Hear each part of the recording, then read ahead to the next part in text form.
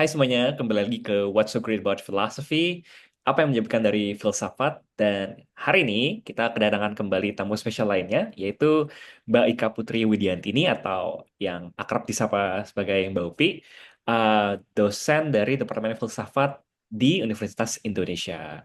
Mbak Upi, terima kasih banyak sudah bersedia datang ke podcast-podcast santai ini, Mbak Upi. Thank you, Sam. Aku juga thank you ya udah diundang. Soalnya kalau lihat dari video sebelumnya, kayaknya orang-orang yang udah punya track record cukup besar ya, gitu. Terus Aha. aku merasa kayak, aku kayak belum ada papanya deh. Mbak Upi juga sebenarnya sudah banyak mengerjakan banyak hal. Mbak Upi eh, menulis banyak di dan mengajar ya Mbak di topik estetika dan filsafat seni. Mungkin ada boleh berbagi sedikit Mbak apa yang Mbak Upi kerjakan dan kesibukannya selain bahwa Mbak Upi sudah secara resmi menjadi kaprodi dari Departemen Filsafat Universitas Indonesia. Selamat Mbak Upi. Oh, thank you. Tugas yang cukup berat ya, soalnya jadi kaprodi kan kelihatannya administratif ya, tapi sebenarnya bagaimana sih caranya menggugah mahasiswa supaya dalam kelas kurikulum tuh ya walaupun harus di aturan-aturan gitu ya, tetapi eh, apa ya, tetap kan kita selalu punya cita-cita ya di Departemen Filsafat itu gimana ya supaya mahasiswa tuh nggak cuma lulus karena masuk UI lulus gitu, tapi kemudian adalah orang-orang seperti Sam gitu yang nanti tertarik gitu dengan scholar filsafat gitu, apakah kemudian masuk di dalam bidang profesional atau masuk ke akademisi gitu gitu yang itu yang lagi coba aku pikirkan ya, gimana ya supaya mahasiswa tuh nggak cuman kuliah lulus gitu kan, kelas lulus, tapi bagaimana mereka kemudian tetap terpukau gitu untuk cari satu hal gitu, mengembangkan satu hal. Itu sih. Apa ya yang kulakukan ya? Sebenarnya kalau yang estetika itu beberapa tulisanku memang semua tuh terkait karena Yulia Kristeva. Jadi aku memang sangat eh, apa ya, tertarik gitu dengan apa yang dituliskan oleh Kristeva itu dari semester berapa tuh ya, mulai kenal Kristeva pas zaman kuliah itu semester 3 kalau nggak salah gitu kan. I see. Karena awalnya tuh nggak ada ketertarikan sama sekali gitu dengan Kristeva gitu, karena awalnya malah ke eksistensialis. Terus taunya pas ketemu dengan Pak Tommy Awe, terus Mhm. habis itu ketemu dengan Bumbun, Gadis Aditya, yang salah satu yang menarik itu tentang bahasa gitu awalnya, Aha. tentang problem filsafat bahasa. Terus habis itu mulai melihat bahwa oh, proses pemaknaan tuh menarik ya, kan semiotik tuh ternyata tidak sesederhana yang selama ini kita anggap, bahwa semiotik tuh apa sih yang kayak tanda-tanda cuman Mhm. kayak orang iklan bahas gitu kan. Iya, Ternyata tuh iya, iya, ada Mbak. banyak hal gitu kan I yang see. ternyata lebih mendalam gitu loh, dan sampai sekarang orang selalu menganggapnya semiotik itu ya cuman apa membaca tanda, padahal ternyata lebih jauh dari itu. Nah, makanya pas bahas tentang estetika, seni, terus habis itu di feminisme misalnya, itu semuanya kaitannya karena Kristeva. Jadi aku Menarik. cukup apa ya, eh, mungkin orang di teman-teman di filsafat tuh taunya aku fangirlnya Kristeva gitu kan. Ah, wow, Itu menarik. yang kulakukan. Jadi tulisan-tulisanku biasanya kalau nulis estetika itu terkait dengan abjeksi gitu ya, abjeksi, terus habis itu revolting. Jadi bagaimana Mhm, estetika tuh mhm, mhm, ternyata bisa melakukan sebuah perubahan yang mhm. cukup apa tiba-tiba gitu kan, atau bahkan spektakuler gitu ya dalam dalam tubuh kita gitu. Kayak misalnya aku sempat dengar Sam pas salah satu wawancara ya yang bilang bahwa tiba-tiba Sam tertarik dengan estetika gitu, dan ya aku pun termasuk yang Sam ternyata bisa suka dengan estetika. Nah, tapi itu hal-hal yang buatku jadi menakjubkan gitu, dan itu tulisan-tulisanku rata-rata ke sana, termasuk bagaimana ketika bicara tentang feminisme misalnya, mungkin teman-teman biasanya membayangkan bahwa bicara feminisme tuh hanya dari satu perspektif gitu, tapi kalau yang kukembangkan itu memang bagaimana sih filsafat feminis itu seharusnya termasuk bisa mengubah secara estetik tentang sudut pandang kita ke dunia, rasa Mhm, yang kita mhm, alami di dunia gitu dalam keseharian kita. Itu beberapa tulisanku ke arahnya ke sana mhm. sih gitu. Wow, thank you. Menarik banget, Mbak. Aku nggak sabar dikin pakai pertanyaan-pertanyaan yang sudah aku siapkan nih. Aku langsung ke pertanyaan pertama ya, Mbak. Oke, eh oke. jadi seperti biasa, aku selalu memulai dengan pertanyaan yang buatku ini menarik untuk didengar dari setiap eh, orang-orang yang aku wawancara. Pertanyaan soal Mhm. apa sih yang menakjubkan dari filsafat buat Mbak Upi? Ah, jadi ini tuh pertanyaannya menarik loh, Sam. Soalnya biasanya kalau orang tanya tentang apa sih yang dipelajari di filsafat gitu Mhm. kan. Jadi Iya. pas pertanyaan ini muncul, apa ya rasanya tuh kayak, oh akhirnya gitu ada yang nanya ini ke aku gitu kan. Karena buatku kenapa filsafat sampai sekarang aku bisa tetap komit dengan kuat gitu di filsafat. Karena aku harus akui, aku itu termasuk yang mudah bosan. Jadi Mhm. kalau misalnya main musik gitu ya, kayak misalnya piano, begitu dia sudah apa ya partiturnya tuh udah gitu-gitu aja gitu, aku akan langsung pindah cari yang lain gitu kan, cari partitur yang lain. Jadi sebelum balik lagi gitu. Tapi pas kemudian mulai masuk ke dunia filsafat gitu kan, ternyata dunia filsafat itu seperti apa yang kulakukan sehari-hari bahkan sebelum masuk ke kuliah gitu, bahwa aku itu terbiasa di dalam hening. Jadi nggak bisa Mhm. tuh sesuatu yang ramai. Pun kalau ramai, itu lebih ke wilayah sosialisasi gitu kan. Dan ternyata begitu memilih filsafat, walaupun alasan memilih filsafatnya sebenarnya bukan karena, oh pengen belajar filsafat gitu. Ya alasannya sebenarnya sangat shallow gitu ya, sangat superficial gitu kan. Jadi karena bagiku ketika aku kemudian mulai baca buku-buku filsafat, sebelum masuk pun ada beberapa bacaan yang aku mulai ketemu, aku selalu diajak untuk berimajinasi gitu. Mhm. Dan ternyata begitu mulai mendalami filsafat secara sistematis pun, yang awalnya aku pikir akan, aduh ngeri juga kali ya, teoretis, metodis Mhm. gitu. Tapi ternyata di tengah metode itu, imajinasiku tuh tetap diangkat gitu. Jadi buatku, ketika aku bisa diajak berpikir secara imajinatif, Mhm. dan akhirnya itu kemudian membuatku bisa reflektif, itu akan sangat menyenangkan gitu ya. Hari-hariku itu jadi menyenangkan, Mhm. pun memikirkan sesuatu yang menyedihkan, kayak misalnya yang melankolis gitu. Karena kan teori-teori yang aku baca tuh tentang sesuatu yang kaitannya dengan melankolia, ketakutan-ketakutan, fearness gitu. Tapi Mhm. ternyata rasa takut itu muncul menjadi imajinatif. Sejauh mana sih takut itu kemudian muncul? Sejauh mana kejijian tuh kita Mhm. lihat gitu. Dan yang terakhir, ternyata sampai sekarang aku harus berterima kasih ya terjun di dunia filsafat, karena aku merasa di dalam setiap apa di dalam problem solving gitu, ada yang kreatif gitu di dalam mencari jawaban-jawaban gitu. Jadi bukan pembenaran terhadap yang ingin kupikirkan, tetapi karena reflektif tadi aku kemudian menjadi kreatif gitu untuk kira-kira apa yang bisa aku lakukan ya supaya Mhm. aku bisa memahami satu satu Mhm. persoalan yang Mhm. mungkin wow banget, apa baru banget gitu buatku gitu. Mhm. Jadi itu hal-hal yang menakjubkan. Ah. 4 poin yang selalu kuingat gitu, bahwa dia imajinatif, dia reflektif, dia itu kemudian quiet gitu ya, tenang di Mhm. dalam Mhm. pikiran gitu. Karena orang kan lihatnya kayak, oh filsafat tuh berisik. Kalau udah masuk, apa ya, mungkin mungkin aku nggak tahu ya benar atau nggak menyampaikannya, tetapi aku merasa bahwa aku merasa tenang gitu di dalam chaosnya pikiran itu gitu, karena Mhm. pada akhirnya aku menjadi kreatif gitu di dalam situasi itu sih Sam yang Wow. yang kurasakan gitu. Thank you Mbak Upi. Mbak Upi sudah berapa lama Mbak kalau apa berfilsafat secara formal profesional? Kalau dibilang profesional tuh mungkin kalau dihitung akademiknya ya, berarti masuk kuliah itu sudah 22 tahun. Wow, Baru sih itu hitungannya ya. komitmen penuh sekali Mbak. Itu komitmen penuh sekali. Jadi Iya. apa ya, kadang-kadang sempat berpikir untuk apakah kita buka bakery aja ya keluar dari akademik ini. Tapi kenapa kenapa Iya, cita-cita itu iya. selalu kita keluar dari akademik? Karena kadang-kadang tekanan tekanan ini ya, tentang tekanan publikasi, Yes. tekanan administrasi itu kan melelahkan gitu. Tapi kenapa pilihannya tuh tetap misalnya buka bakery, atau misalnya waktu itu aku pernah bilang, saya pengen nanam bawang aja lah, jadi petani bawang gitu kan. Karena berpikirnya adalah gimana ya supaya melakukan kegiatan-kegiatan yang kemudian menjadi reflektif gitu. Kayak Mhm. misalnya aku nggak suka masak, tapi aku suka membuat kue atau roti gitu. Nah, ketika lagi Mhm. misalnya bikin adonan ya itu reflektif gitu. Jadi tetap yang dicari pada akhirnya Mhm. ya gimana ya supaya aku tetap bisa hidup dengan suasana yang reflektif itu gitu. Aha. Karena kalau misalnya ketemu dengan situasi yang aku nggak boleh punya refleksi sama sekali, ikut aja gitu, oh itu depresif tuh saya beneran. Mhm. Jadi buatku dengan aku berfilsafat, 4 poin tadi tuh membuatku menjadi diprovokasi gitu. Ya mungkin kebawa juga ya dari estetika yang gue bawa ya, revolusioner gitu kan, Mhm. yang revolting gitu. Itu Mhm. sih Mhm. yang gue lihat itu sih. Aha.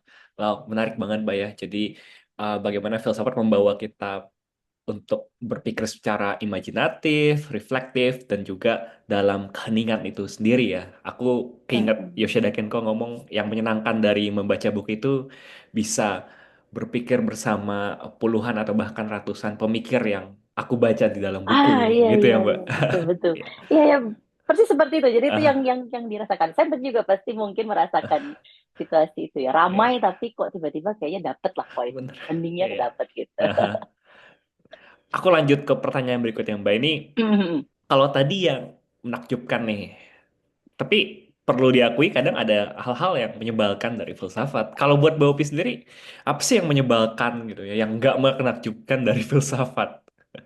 Oh, kalau yang menyebalkan tuh apa apa ya kayak misalnya eh, kadang-kadang kita jadi terlalu jauh gitu ya dengan dunia. Makanya Ya, eh, ya.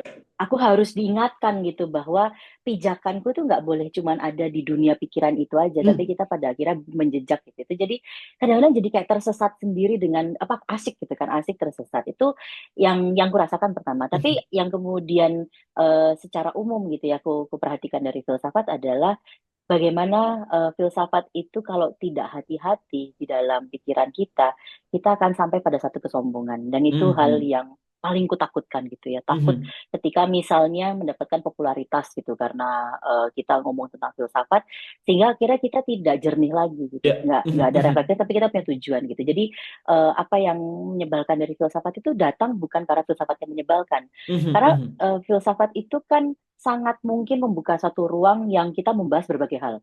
Orang akan bilangnya kesannya kayak, ya filsafat itu apa aja diomongin. Oh, tapi emang iya gitu kan. Aha. Karena begitu di dalam ruangan filsafat gitu, di dalam pikiran kita bisa memikirkan bahkan sampai hal yang orang kalau kita keluarkan, kita sampaikan mungkin tidak etis gitu, tapi kita bisa berdebat dulu tentang hal tersebut gitu. Cuman karena kita merasa bahwa kita nyaman di sana, ada kekhawatirannya adalah yang menyebalkan ketika kita mulai kemudian arogan terhadap situasi itu. Itu yang apa ya yang selalu coba aku hindari. Terus yang kedua adalah ini mungkin yang dirasakan kita sebagai orang-orang akademik filsafat ya yang belajar scholar gitu. Yang menyebalkan dari filsafat adalah kadang-kadang kita terjebak pada kesesatan berpikir kita sendiri gitu karena metodenya jangan-jangan nggak rapi karena filsafat akan selalu seperti untuk kita gitu untuk eh, membangun sebuah logik dan metode yang sangat rigid. Jadi sebebas-bebasnya kita, ternyata kita nggak bisa loh lepas dari metode itu gitu. Jadi kalau Mhm. yang menyebalkan adalah ketika kita kemudian mengabaikan hal-hal tersebut gitu. Nah, filsafat menjadi menyebalkan kan jadinya gitu. Mhm. Mhm. Itu sih Mhm. hal-hal yang kurasakan. Jadi ya mungkin nggak filsafatnya sendiri bagiku nggak menyebalkan gitu. Ya. Tapi eh, yang kurasakan seperti itu. Ya, ya. Kalau Jadi orang lain bagaimana? mungkin sebel sama kita ya. Benar, benar Mbak. Dan aku nangkap sih Mbak. Jadi bagaimana kadang filsafat tuh secara dipakai aja gitu ya. Jadi alat untuk mencapai kepentingan dari pelakunya gitu kadang ya Mhm. Mbak.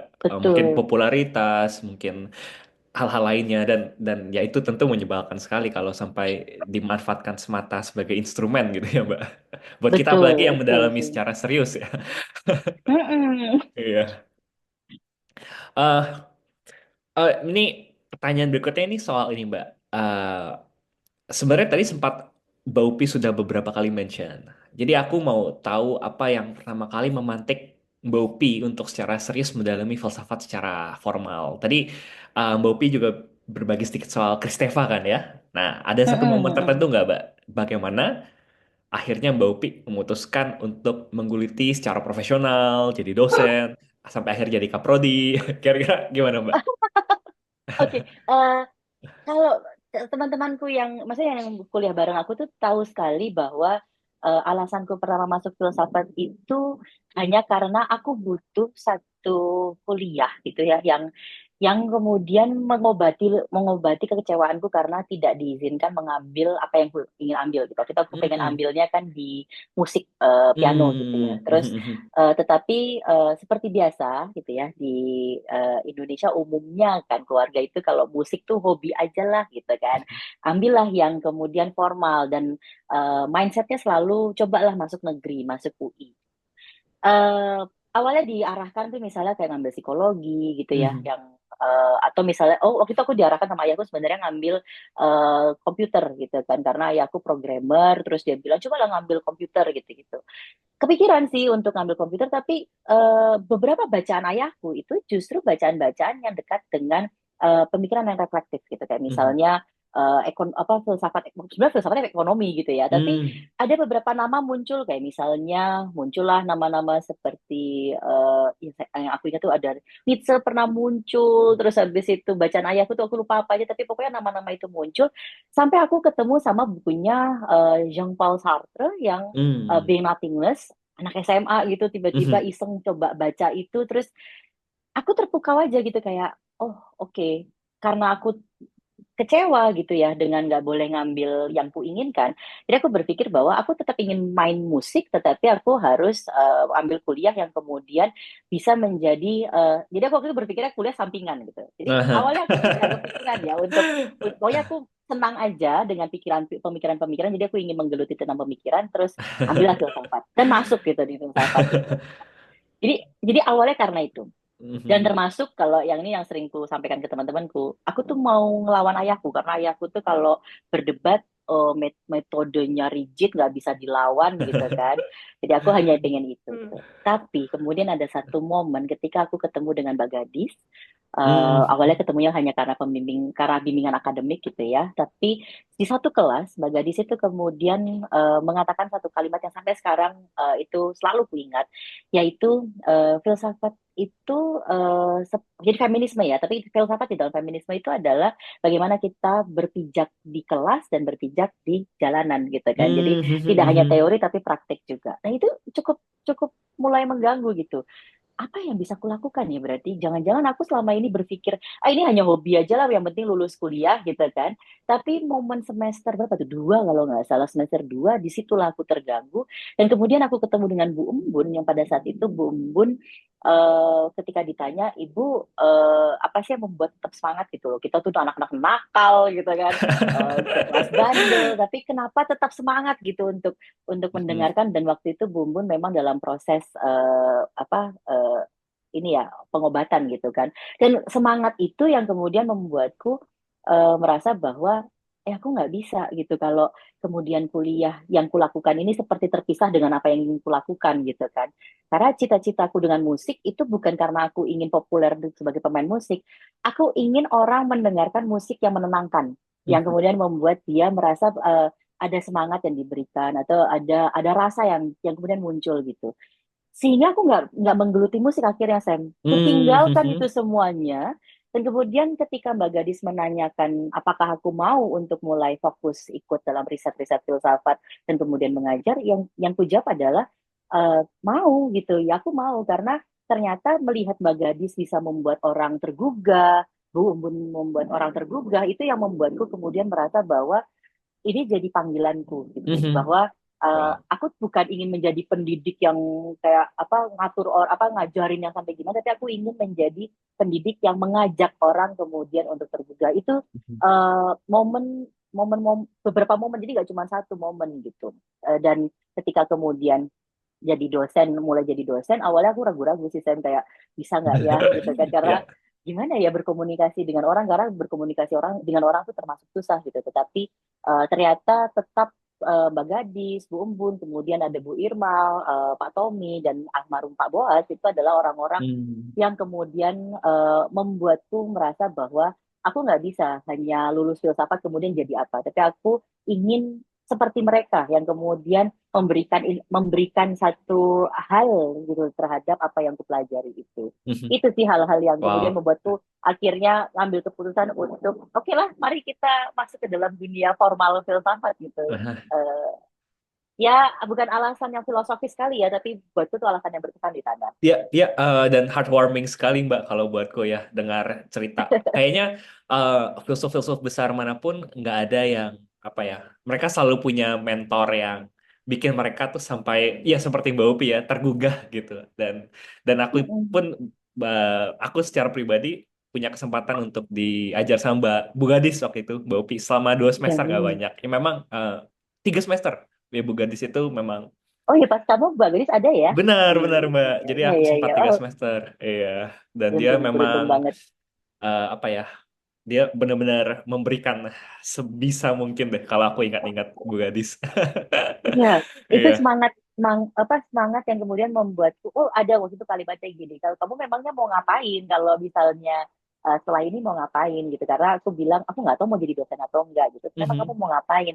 Aku bilang sebenarnya aku cuman ingin jadi aku tuh di keluarga punya satu prinsip, kebetulan karena keluargaku cukup religius ya gitu, jadi bagaimana kita jadi terang di dunia. Terus Mhm. pertanyaanku adalah jadi terang di dunia tuh gimana gitu kan? Mhm. Aku harus ngapain gitu. Makanya mungkin ini hal yang baru baru ku sampaikan kali ini nih di publik gitu ya. Karena biasanya orang akan lihat aku sangat tidak religius dan lain-lain gitu ya. Tetapi buatku aku harus memberikan sesuatu bagi orang lain, bukan untuk orang lain kenal aku, tapi mereka Mhm. kemudian merasakan hal yang baik gitu. Itu makanya ketika Mhm. Mbak Gadis selalu menunjukkan ini kan, yang Mbak Gadis itu selalu kayak ngajak kita untuk terlibat pada sesuatu gitu. Jadi itu aku Mhm. menurutku, oh ini contoh yang menjadi semangat buatku sih gitu. Wow, thank you Mbak Upi. Ini cerita yang heartwarming banget buatku. Tadi nama-nama itu yang Mbak Upi, Bu Gadis, Umbun. Aku yakin itu eh, beberapa orang yang mempengaruhi Mbak Upi secara akademis. Nah, Mm-mm. karena setauku minat-minat riset Mbak Upi kan eh, estetika, feminisme, lalu juga tadi semiotika ya Mbak, dan filsafat seni. Mm-mm. Nah, mungkin ini terlalu banyak ya kalau Mbak Upi jelasin satu persatu. Tapi Oke, mungkin oke, oke. ya mungkin satu atau dua hal mungkin dari estetika dan filsafat seni. Kira-kira apa sih yang sebenarnya menarik buat Mbak Upi, feminisme, estetika, filsafat seni, yang sampai akhirnya Mbak Upi geluti sebagai satu minat riset dari Mbak Upi? Oke. Eh, jadi awalnya itu aku selalu percaya bahwa filsafat yang ku pegang adalah filsafat yang sehari-hari itu harus Hmm. bisa kita rasakan dan kita Ah, refleksikan gitu. Makanya kenapa aku tertarik pada feminisme, estetika dan seni, karena selalu terkait pada hal tersebut gitu. Kalau kebetulan tiga-tiganya itu ketemu gitu. hmm. Dan ini terima kasih sama Yulia Kristeva gitu, ketika membaca Kristeva awalnya aku pikir aku akan bicara tentang wilayah filsafat bahasa gitu. Ternyata, oh ternyata tidak sesederhana kita bicara tentang problem bahasa itu atau problem maknanya, tapi ternyata kita akan melihat hal-hal yang kaitannya dengan rasa gitu. Makanya ketiga hal tersebut itu menjadi menarik gitu. Di feminisme, aku harus akui yang membuatku tertarik adalah ketika wilayah filsafat feminisnya gitu kan. Eh, Kayak misalnya di wilayah, halo, suaraku terdengar dengan baik ya. Aman, Saya aman Mbak, tiba-tiba aman. sempat gitu ya. Iya, Oke. sempat tadi Jadi Mbak.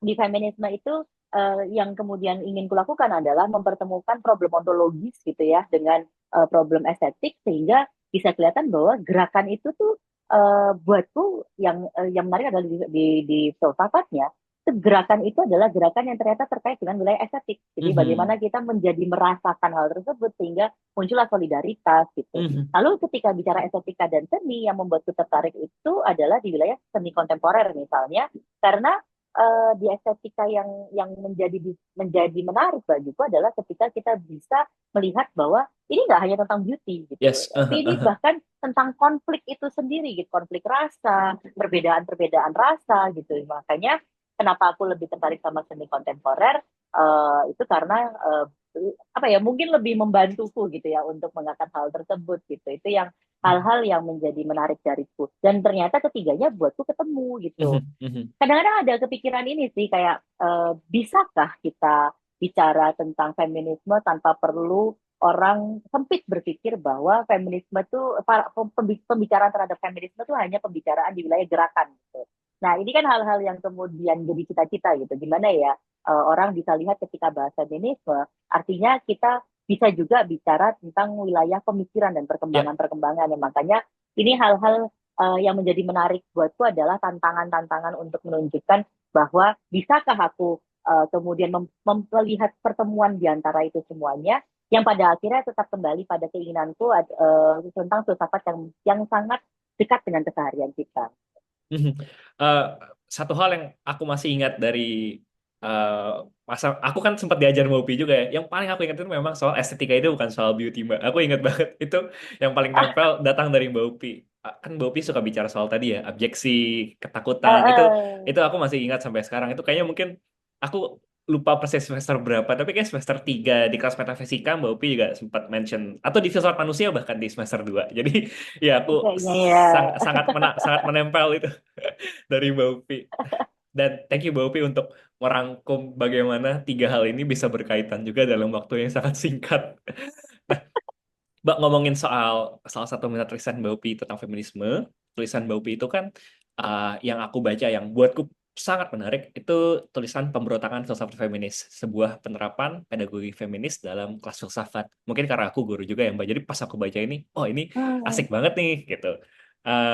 Boleh berbagi nggak Mbak? Itu kan di Jurnal Perempuan ya, mungkin nanti aku akan Iya, heeh. sertakan link downloadnya di Ya video. boleh. Jadi Mhm. Ya. jadi concern pertamaku itu eh, terjadi ketika ada mahasiswa bimbinganku. Jadi aku sangat senang ya share cerita ini gitu. Mahasiswa bimbingan akademikku itu tiba-tiba bertanya, kenapa ya setelah dia masuk di filsafat, jadi perempuan gitu ya, dia merasa bahwa filsafat itu kok membuat dia merasa didiskreditkan gitu, kayak Mhm, mhm, pemikiran-pemikiran yang sangat misoginis itu muncul. Itu aku tuh tertampar karena aku ingat banget aku pernah bertanya hal yang sama gitu. Dan pernah dibahas juga dengan Mbak Gadis pada saat aku masih jadi mahasiswa gitu. Kenapa sih kok filsafat kayaknya cowok semua gitu gitu. Tapi mhm, aku ingat sekali gitu. Tapi sambil jalan waktu berjalan, aku tiba-tiba nggak mengingat lagi pertanyaan sederhana itu, dan pertanyaan itu yang membuatku menulis artikel tersebut gitu. Itu pertanyaan dari mahasiswa. Nah, concern yang ingin ku angkat dari sana itu adalah ruang kelas filsafat itu memang akan mengajarkan pemikiran-pemikiran yang cukup lama gitu ya. Walaupun sebenarnya kita berharapnya banyak pemikiran baru yang bisa diangkat. Tapi harus kita akui ya, kan di Indonesia sepertinya mengangkat pemikiran baru itu akan tergantung pada dosennya ya, gitu kan. benar benar Mbak. Kalau jadi dosennya memperkenalkan nama-nama pemikir kulit berwarna, kemudian perempuan, kelompok minoritas itu tergantung pada dosen, kesadaran dosennya. Nah, sehingga concernku adalah gimana ya supaya orang tuh kemudian nggak harus loh kamu kamu klaim kamu feminis gitu ya, kamu klaim kamu gerak aktivis atau apa, tapi penerapan pedagogi ini adalah penerapan yang kemudian datang kayak dari bell hooks gitu misalnya, kita mendengarkan. Jadi mahasiswa itu menjadi objek yang kita ajarkan, tapi mahasiswa adalah rekan yang kemudian berbicara di sana. Nah, Mhm, ternyata ketika membaca beberapa sumber terkait dengan pedagogi feminis ini, di sini kita bisa melakukan sebuah pemberontakan. Pemberontakan tuh nggak selalu negatif loh teman-teman gitu, kayak kita tuh kemudian akan mengubah bahwa yang selama ini kita berpikir kita harus memahami teori, misalnya taruhlah teori yang paling sering disebut Immanuel Kant gitu kan. Tapi ini pas membacakan kita nggak hanya bicara tentang menghafalkan apa teorinya dan mencoba memahami logiknya tanpa terkait dengan keseharian, tapi justru dengan kita menerapkan pedagogi feminis ini, kita akan punya empati juga. Jadi kita mhm. akan punya kritik, kayak misalnya beberapa pemikiran kan harus kita akui ya, harus kita kritik kan. Kayak Yes. misalnya bagaimana dia bicara tentang perempuan, kelompok kulit berwarna gitu. Mhm. Misalnya ini kan hal-hal yang kemudian kalau kita tidak punya pedagogi empatik Ya, ini, ya. kita akan membacanya ya udah gitu aja gitu. Tapi kalau kita tahu, ya oke itu pemikiran yang sudah ada, tapi kita kemudian jadi bisa kritik, nah, kan jadi lebih ada kritiknya, refleksifnya. Itu concernku supaya orang-orang tuh kemudian masuk ke ruang filsafat yang kita selalu bilang bisa bicara apa aja. Ternyata aku temukan kita bicara apa saja, tapi kalau kita bicara apa sajanya bukan yang kita sepakati, kamu nggak bisa. Mhm, Nah, berarti kan jadi logiknya jadi beda dong gitu. Nah, kalau mau mengembalikan hal tersebut, maka kita bisa bicara apa saja karena ruang filsafat harusnya adalah ruang yang menerima mhm, semua mhm, perbedaan tersebut dan mhm, aman gitu. Kita nggak akan melakukan bullyingnya gitu, diskriminasinya, kekerasannya gitu. Itu yang jadi concern utamaku supaya kelas filsafat itu tidak hanya bicara tentang nama filsufnya, tapi juga bagaimana kekayaan pengalaman pemikiran itu jadi dirasakan. Dan ini yang kuharapkan sih dengan ya. penerapan pedagogi feminis itu. Wow. Iya Mbak. Thank you ya Mbak Upi. Dan ya aku setuju. Dulu aku mungkin agak bingung ya Mbak kayak buat apa ya representasi itu, apa gunanya di kelas representasi, tapi ternyata Hmm. ada orang-orang yang terpinggirkan seperti ceritanya Mbak Upi dan pengalaman yang Mbak Upi sendiri. Ada orang-orang yang merasa mungkin saya tidak layak berfilsafat karena selama ini yang dilihat tulisan-tulisannya orang-orang kulit putih yang sudah mati semua gitu, laki-laki pula kan. Betul, betul. Jadi kayak ini buatku menarik sekali sih Mbak, dan bagaimana ini apa empatik gitu yang memberikan ruang akhirnya semua bisa bicara dan semua punya perspektif mereka, pendapat mereka sendiri. Dan lanjut ke pertanyaanku Mbak, aku penasaran apa tawaran Mbak Upi ini? Apa yang Mbak Upi pikir dapat mengatasi, mungkin dapat mengatasi, bukan dapat mengatasi ya, yang menjadi tawaran Mbak Upi terkait concern Mbak Upi yang tadi barusan. Ah, jadi memang yang kutawarkan adalah mereka terlibat. Jadi mahasiswa itu dilibatkan. Ini memang berdasarkan pembacaanku terhadap Bell Hooks di awalnya gitu kan. Jadi gimana mereka terlibat? Karena ternyata begitu terlibat, di sini aku tidak berperan hanya sebagai tutor gitu, tapi aku Mhm, berperan sebagai teman juga gitu. Jadi mhm, rasa yang dimunculkan adalah friendship-nya. Nah, karena ada friendship itu, mereka akan lebih percaya gitu dengan kelas tersebut dan ingin share di sana gitu. Ini bukan mengajak orang untuk kemudian, oh berarti boleh curhat dan lain-lain ya. Karena kadang-kadang orang suka menganggapnya, oh ini nanti jadi sesi curhat dan lain-lain. Enggak loh, tapi sharing pengalaman pemikiran itu adalah muncul kalau kita merasa akrab dengan teman. Kalau misalnya aku nggak kenal sama Sam dengan baik, untuk sharing cerita kan tentu akan hati-hati gitu kan. Tetapi ketika suasana yang dimunculkan, rasa yang dimunculkan adalah friendship-nya itu jadi lebih friendly gitu kan.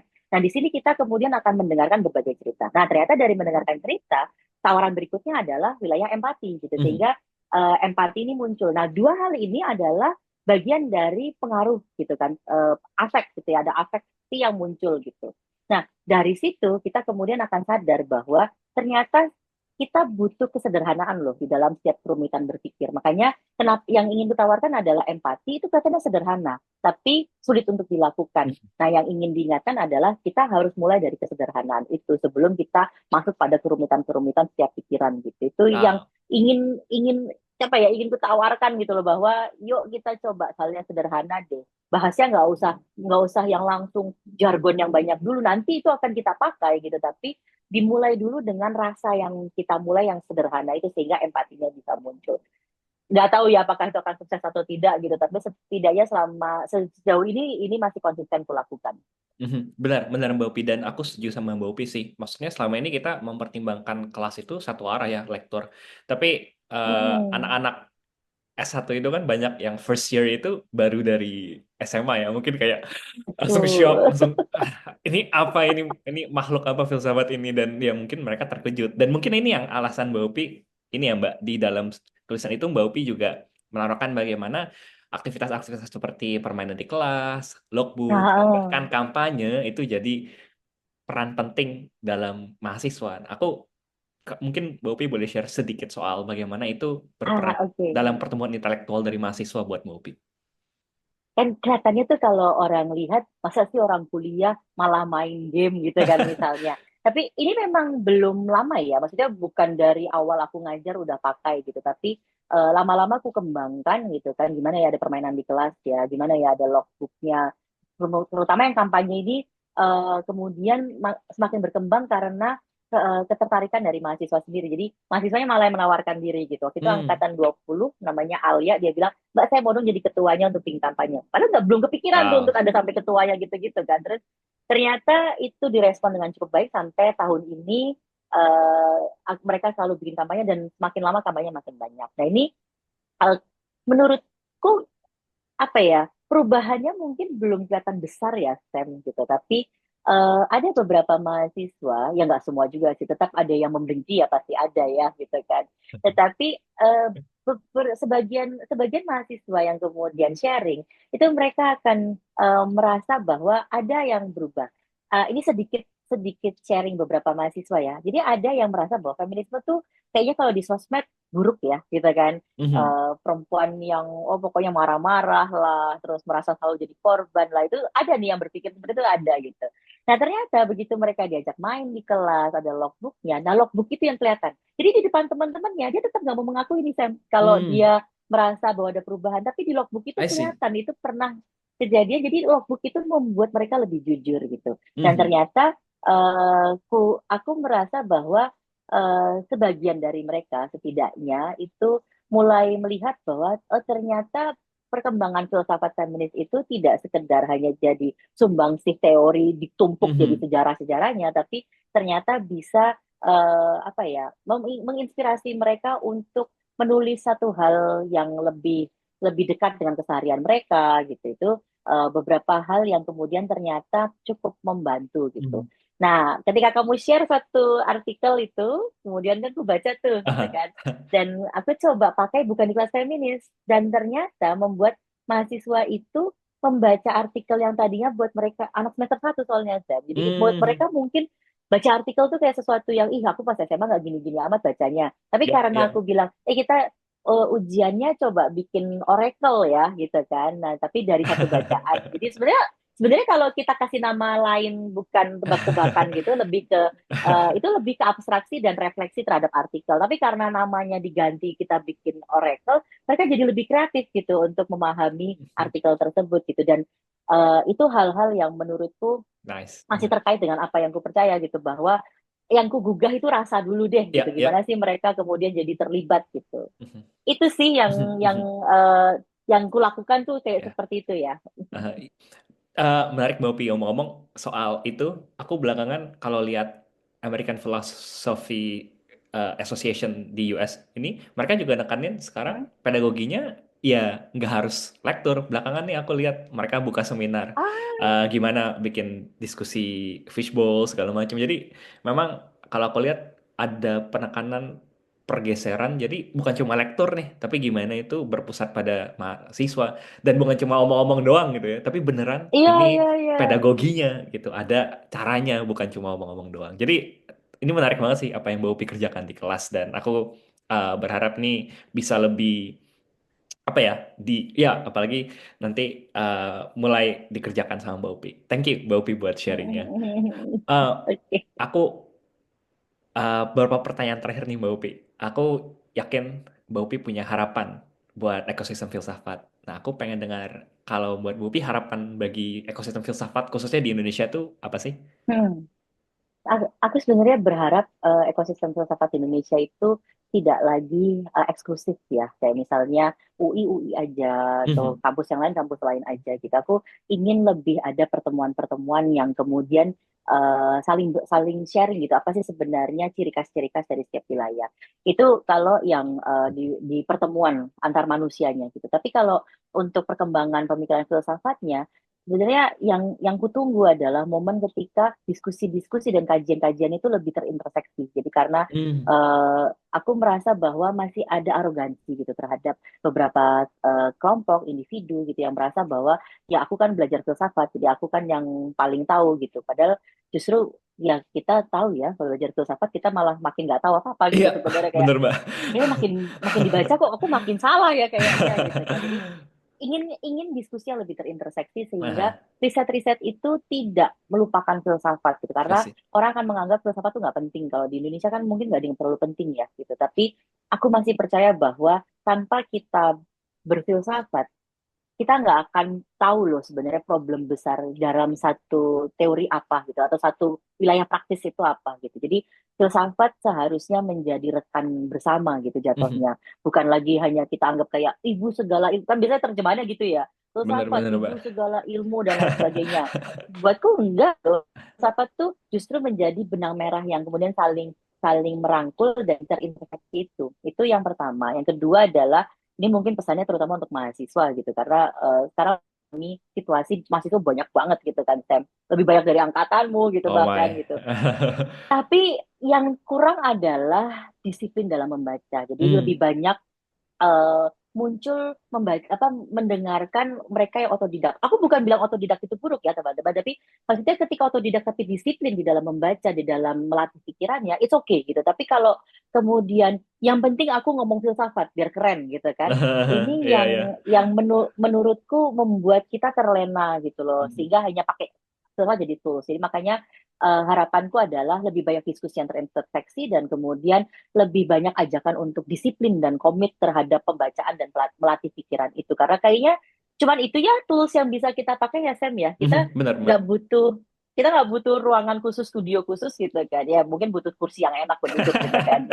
Dan tempat yang enak buat baca gitu. Tapi Aha. kalau kita nggak disiplin di dalam membaca, walaupun ya mungkin sehari cuma satu halaman ya nggak apa-apa, tapi disiplin aja gitu kan. Mhm. Itu kurasa kita nggak akan bisa menemukan Mhm. apa yang membuat membuatku atau membuat teman-teman yang memang sudah menggeluti dunia filsafat itu terpukau terhadap filsafat. Jadi harus Mhm. disiplin dan harus terus melatih berpikir itu. Itu yang kuharapkan ya. Mhm. Sehingga harapan terakhirnya adalah muncullah teman-teman lebih banyak yang kemudian masuk di dalam sekolah filsafat dan di Indonesia terutama gitu. Mhm.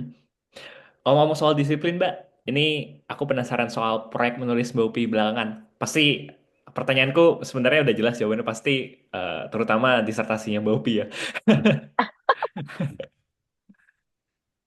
Ini yang terbaru sih Oh, lagi ada coba juga ya, aku Mbak? kerjakan. Eh, kan terakhir aku sempat apa namanya mengangkat tentang estetika revolting gitu ya. Mhm. Nah sekarang yang lagi coba aku kerjakan itu adalah bagaimana kemudian kita bisa mendengar. Jadi aku lagi penasaran dengan suara gitu. Suara apa sih yang kita Mhm. dengarkan gitu. Karena aku ingin Mhm. tahu keseharian kita tuh kan penuh dengan suara. Suara yang ingin kuangkat itu adalah suara yang bising, klakson mobil, Ah, terus ya, ya, ya. Aha. karena lagi ngetren kan, Sam yang apa? Kalau mungkin kamu pernah tahu ya, aku lupa deh namanya apa tuh yang bus nanti ada Oh, Basuri, klaksonnya Basuri, Mbak. panjang, oh ya basuri gitu-gitu Iya. kan. Terus itu kalau misalnya lagi tol terus dia nyalain terus sebenarnya aku kayak terganggu, bisa Aha. tiba-tiba nggak fokus dengan setir gitu kan.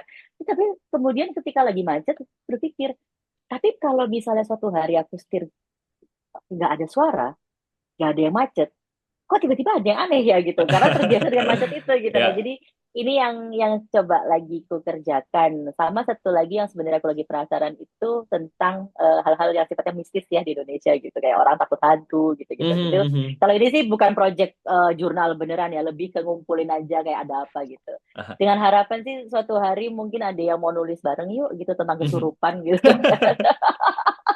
Menarik ya Mbak, Itu BTW soal nulis ini juga berangkat dari refleks apa pengalaman pribadi juga. Jadi lagi-lagi pentingnya mm, pengalaman pribadi itu dalam berfilsafat ya Mbak. itu hal-hal yang lagi kutulis sih.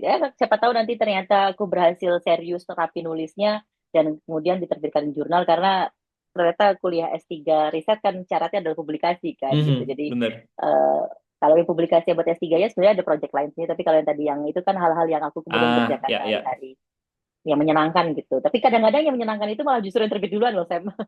Iya, bener-bener Mbak. Pertanyaan paling terakhir Mbak. Anime atau manga apa yang sedang Mbak Upi ikuti nih? Aku lagi nggak banyak baca manga karena manga tuh mungkin karena tersita waktu untuk baca yang lain ya. Tapi Bener, bener Mbak. jadi aku lagi nontonnya anime. Terakhir nih aku baru selesai berapa hari lalu ya nonton Dan Dadan. Ah, dan dadan. Dia ya, itu juga menarik banget ya Mbak. Mistis-mistis gitu Iya, kan ceritanya dia kan. bisnis Aha. itu. Terus nonton Dan Dadan terus pas nonton, ya, memang bukan tipikal gambar atau tipikal adegan-adegannya itu beberapa bukan yang favoritku gitu kan. Iya, Tapi iya. yang menarik itu gimana gimana dia mengangkat alien tapi terus ada yokai-nya juga gitu kan, apa hantu-hantunya itu, dan nggak tahu ya, jadi nontonnya terus gitu kan sampai hampir lupa harus kerja gitu. Nah, tapi yang sekarang lagi ikut tonton itu karena agak telat ya, maksudnya telat menyelesaikan. Kan sempat ya Natsume Book of Friends ya, Ah, iya, iya, iya, Mbak. kan Aha, aha. Bagus itu. baru keluar season season 7-nya kan baru keluar. Jadi awalnya udah nonton tuh yang sebelumnya. Terus begitu season 7 keluar aku tuh lupa nontonnya. Jadi kayak di save doang gitu. Jadi ini Mhm. sekarang lagi Wow. lanjutin nonton Natsume sama nunggu si Mau Mau. Ah, iya, iya. Apothecary Diaries Apa ya tuh Carrie gitu. Itu Diaries ya? yang itu sih yang lagi kutunggu. Jadi Ya, gini-gini aku nontonnya memang kebanyakan ini ya anime. ya, dan memang makanya itu suatu hal yang penting juga dilakukan oleh filsuf ya, Mbak. Selain berfilsafat, kadang kita perlu relax nonton anime. Tapi kadang justru mikir-mikir juga ya, Mbak. Oh iya, justru jadi mikir kayak misalnya beberapa kali materi materi kelasku itu datang habis nonton. Kayak waktu itu pernah Kita Rinmuru ya, yang slime, yang Hmm, reincarnation slime itu. ya ya. Aku habis nonton itu kayak berapa episode, terus besoknya mau ngajar kelas metafisika itu tahun berapa ya, lupa deh. Pokoknya waktu habis ada itu kan. Terus seharian itu yang aku bahas adalah Rinmuru itu. Jadi aku Mhm. nggak bahas materinya, aku malah bahas gimana dia bisa paham identitasnya gitu gitu. Jadi, karena dari situ, jadi kalau dipikir-pikir, janganlah ya kita menganggap bahwa hal-hal yang kelihatannya sepele gitu kayak nonton anime, apakah mungkin nonton drakor, drama apa dorama gitu misalnya, atau ya mungkin yang nonton seri-series Amerika gitu juga yang apa apa ditonton aja, tapi kalau kita kemudian ketika nonton reflektif kan sebenarnya pada saat itu kita sedang melatih pikiran kita gitu kan. Mhm, mhm, mhm. Wow, Kita rileksnya nggak menyenangkan juga kali ya. benar benar Mbak, benar. Eh, Thank you Mbak Upi buat kesediaannya untuk diwawancara. Kita ngobrol mulai dari minat riset yang Mbak Upi, mulai dari orang-orang yang menggugah Mbak Upi untuk akhirnya mendalami filsafat secara serius, juga tulisan Mbak Upi yang buatku menarik banget dan aku rekomendasikan ke teman-teman untuk baca, sampai soal anime dan manga. Thank you banyak Mbak Upi sudah spend waktu di Sama-sama. bincang-bincang What's so Great About Philosophy. Aku mengucapkan terima kasih banyak dan juga mengharapkan yang terbaik buat eh, pekerjaan Bopi yang cukup banyak. Thank you. Iya, sampai ketemu lagi Bopi. Oke, thank you Sam ya.